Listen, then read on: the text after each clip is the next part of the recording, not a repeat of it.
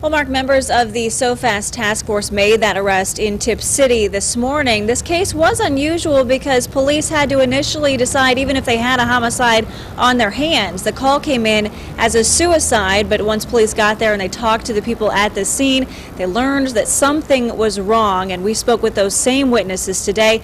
They explained to us what they saw just moments after the shooting. Flowers are placed outside this duplex at 739 West Mulberry Street in Springfield. They mark the place where 21-year-old Lori Estep, a mother of 3, was killed September 7th. I was in my room getting ready to play guitar, and next thing I know, heard the shot, and Danielle kicked in the door and told me she committed suicide, and I don't believe that.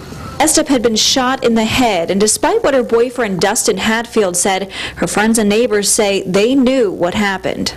We were suspicious, period, when he bought the gun because there was domestic violence in the relationship anyways. Hatfield and Estep had been dating for about 5 months, but neighbor Missy Turton says things had been rocky the whole way.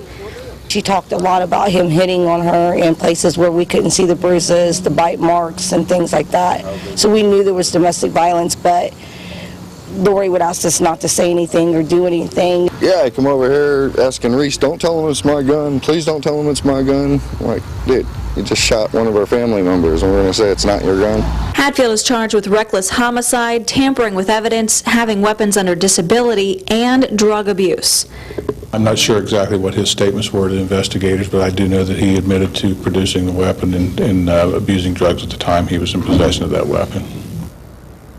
Now, neighbors tell me that Hatfield moved to Tipp City just a day or two after the shooting, and 5 days after the shooting, they say he married someone else. Reporting live in Springfield, Holly Samuels, 2 News on your side.